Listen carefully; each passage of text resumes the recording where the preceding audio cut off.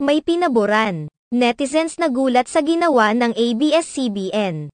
Nagsanib puwersa ang mga female young star ng ABS-CBN na sina Bel Mariano, Alexa Ilacad at Francine Diaz para sa iisang awitin. Sina Bel Mariano, Alexa Ilacad at Francine Diaz ang napiling kumanta sa theme song ng Star Magical Prom 2024 na pinamagatang Believing in Magic. Bongga ang naging collaboration ng mga nasabing female young stars ng Star Magic, kaagad din itong umani ng samut-saring papuri mula sa mga netizens. Dahil dito, kaagad itong nag-trending sa iba't ibang mga social media platforms. Sa kabila naman ng mga papuring natatanggap ng tatlo, marami rin ang hindi naiwasang pagkumparahin ang tatlo sa kung sino ang may pinakamagandang boses. Marami sa mga fans ni na Francine Diaz at Alexa Ilacad dahil kay Bel Mariano napunta ang end ng title lyrics nito sa YouTube. Samantala, kaagad namang dumipensa ang mga fans ni Bel Mariano kung saan iginiit nilang deserve naman ng aktres na sa kanya nararapat na mapunta ang end ng song dahil sa malaking kontribusyon niya sa ABS-CBN. Kung ikukumpara kina Alexa Ilacad at Francine Diaz,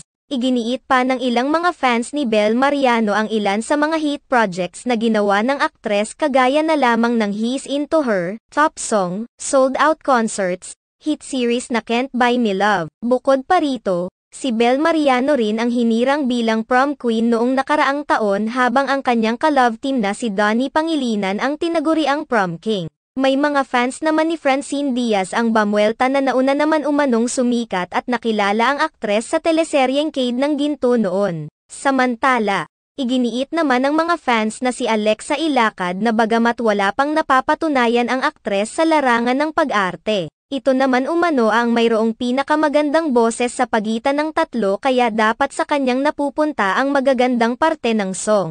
Ipinahayag rin ng ibang mga fans na ang tinig naman ni Alexa Ilacad ang siyang nangingibabaw sa kanta. May mga nagsasabi pa na mas bongga umanong magpakilig ang KD Lex Love Team o ang tambalan ni na Alexa Ilacad at KD Estrada. Sa kabila naman ng mga pagtatalo ng ilang mga fans, marami pa rin ang nasisiyahan at natutuwa sa collaboration ng tatlo dahil ipinapahiwatig na umano ng ABS-CBN kung sino-sino ang magiging future ng network na susunod sa mga yapak noon ng tambalang Kathniel, Jadine, at Liz Ken.